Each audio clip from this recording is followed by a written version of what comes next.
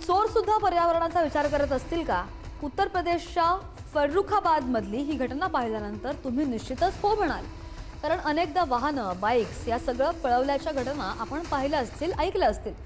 मात्र हल्लीच्या काळामध्ये सायकल कोण चोरतं? कुणालाही हा प्रश्न नक्कीच पडू शकेल. पेट्रोल कितीही महागलं, पर्यावरण कितीही दूषित झालं तरी सायकलपेक्षा बाईकच जवळची असते. मात्र या चोरानं एका रेस्टॉरंट समोरून सायकल पळवली. तो आता तिचा वापर प्रवासासाठी करेल की भंगारामध्ये विकेल हे त्यालाच ठाऊक. मात्र सध्या तरी या इको फ्रेंडली चोटाची चर्चा बरीच रंगताना दिसते.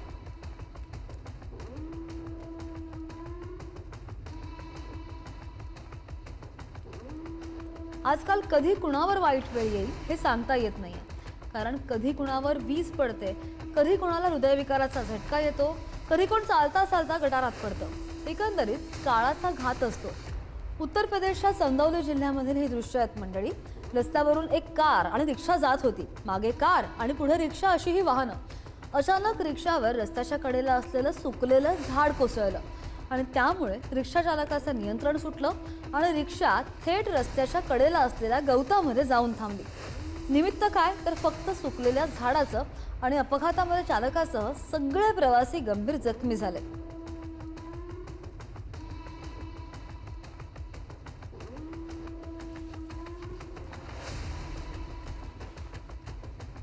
वाहन चालवताना वेगावर नियंत्रण राखणं गरजेचं असतं.